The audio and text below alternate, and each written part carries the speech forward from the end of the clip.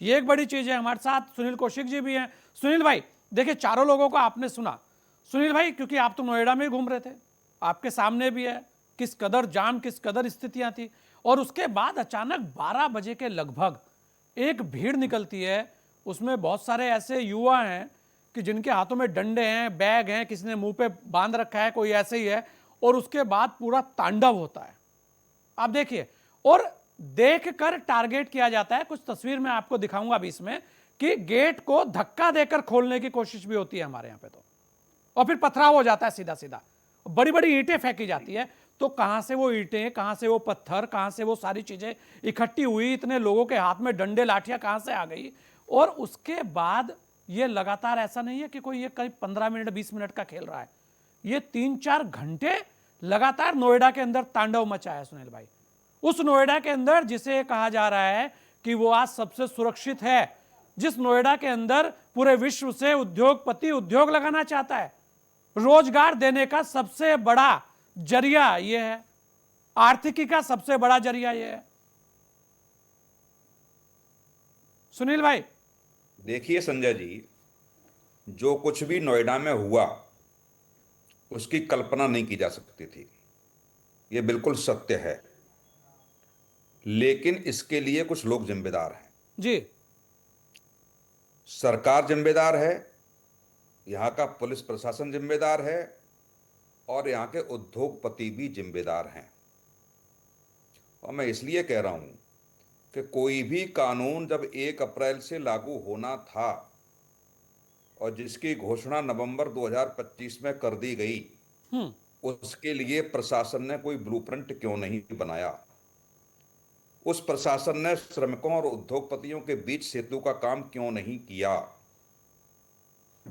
जहां हर समय VIP movement रहता है, जहां प्रधानमंत्री, राष्ट्रपति, उपराष्ट्रपति, महीने में कई बार मुख्यमंत्री आते हैं, उस शहर में 2 घंटे 3 घंटे बवंडर होता रहा और पुलिस मूक दर्शक बनी रही। वो निकल कैसे गए नोएडा से? मैं मान भी लूं कि बाहर से आ गए, निकल कैसे गए नोएडा से? किधर जाएंगे? बुलंदशहर की तरफ आपका फोर्स, गाजियाबाद की तरफ आपका फोर्स, दिल्ली की तरफ आपकी सरकार, फरीदाबाद में जाएंगे तो हरियाणा में आपकी सरकार। कहां निकल गए, कैसे निकल गए? पुलिस ने क्या किया? 2 दिन पहले जब लाठीचार्ज हुआ, उसमें एक इंस्पेक्टर को भी हटाया गया। उसके बाद ब्यूरोक्रेट्स ने क्या किया? यहां पे बैठ के 1 अप्रैल से जो एक्ट लागू होना था, उद्योगपतियों ने क्या किया? उद्योगपतियों ने उनकी यूनियन से बात की क्या? उद्योगपतियों ने उनको बैठ के समझा क्या, कहां दिक्कत आ रही है, कहां दिक्कत नहीं आ रही है?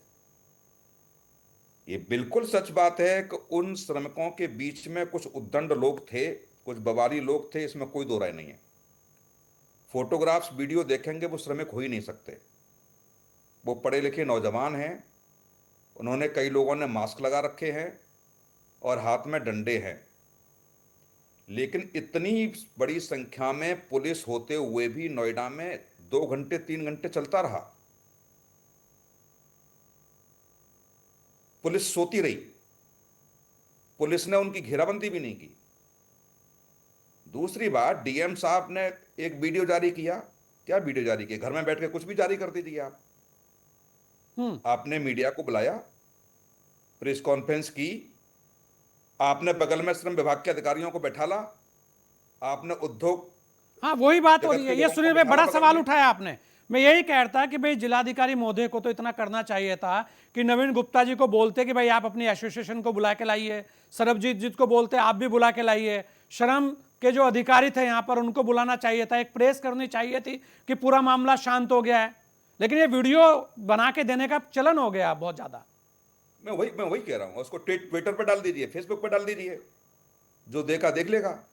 आप नोएडा की ईपीएफ और ईएसआई ऑफिस में जाके देख लीजिए, कितने श्रमिकों का रजिस्ट्रेशन है वहां पे। नवीन जी कह रहे थे मैं 40 साल से 30 साल से हूं। श्रमिकों का रजिस्ट्रेशन आप देख लीजिए। जब कोरोना काल आया, कोरोना काल में जब व्यवस्था की गई कि साहब उन श्रमिकों को अपने घर तक कैसे पहुंचाया जाए, वो यहां कहां रह रहे हैं, उनके एड्रेस क्या हैं, वो भी प्रशासन के पास सूची नहीं थी। इस नोएडा में 6,000 लोगों का रजिस्ट्रेशन था केवल श्रमिकों का। कौन जिम्मेदार है? दूसरी बात, गरीबी रेखा से नीचे लोगों का एडमिशन होता है स्कूल में, 30% लोगों का एडमिशन, 70% कहां हैं वो लोग जिनका एडमिशन नहीं हुआ? कौन जिम्मेदार है इसके लिए?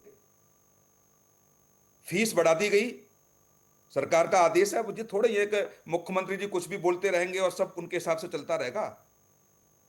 उनकी मॉनिटरिंग ठीक से हो रही है कि नहीं है? मुख्यमंत्री की मंशा पर कोई सवाल नहीं है, लेकिन मॉनिटरिंग हो रही है कि नहीं हो रही है?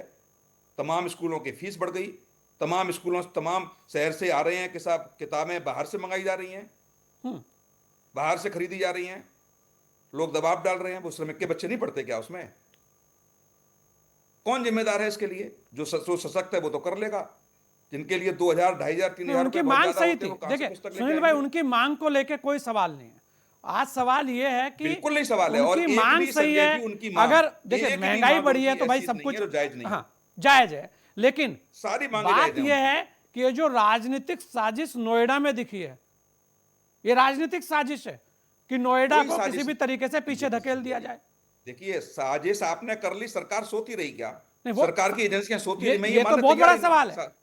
ये तो जिला प्रशासन को जवाब देना चाहिए कि और वीडियो बना और के आप देखिए, इतिश्री कर दी और गई। आप एक और संजय जी बात देखिए, हर महीने जो मॉनिटरिंग होती है, नोएडा पुलिस अव्वल आती है, 1 नंबर पर आती है नोएडा की पुलिस। हाँ, दूसरी बात सबसे महत्वपूर्ण देखिए, हर समय वीआईपी का मूवमेंट यहां पर रहता है, हर समय।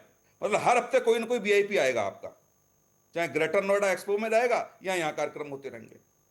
ऐसी स्थिति में ये तो नहीं मान सकते फोर्स की यहां कमी है, ऐसा भी नहीं मान सकते कि आपको रास्तों की जानकारी नहीं है। आपका दूसरी बात, क्राइम करके व्यक्ति नोएडा से निकल गया नहीं, ये तो और अभी आप लोग फुटेज के देखते बाद रहेंगे। पता दूसरी लगेगा। बात, इतना एक तो और सबसे जरूर है महत्वपूर्ण बात सुनील संजय भाई जी, कि तस्वीरें बहुत लोगों की साफ होंगी कि ये आए मैं कहां वही से कह रहा थे। हूं। दूसरी संजय जी एक महत्वपूर्ण बात, नवीन जी 2013 का एग्जाम्पल दे रहे हैं। 2013 में बवाल हुआ, 2026 में बैठे हैं, क्या हुआ उन लोगों को? आप लोग कोर्ट गए, आपने सरकार से कहा, उनको चिन्हित किया कि नहीं किया? वो देश के किस कोने से आए, वो करके चले गए और आप सो गए फिर उसके बाद।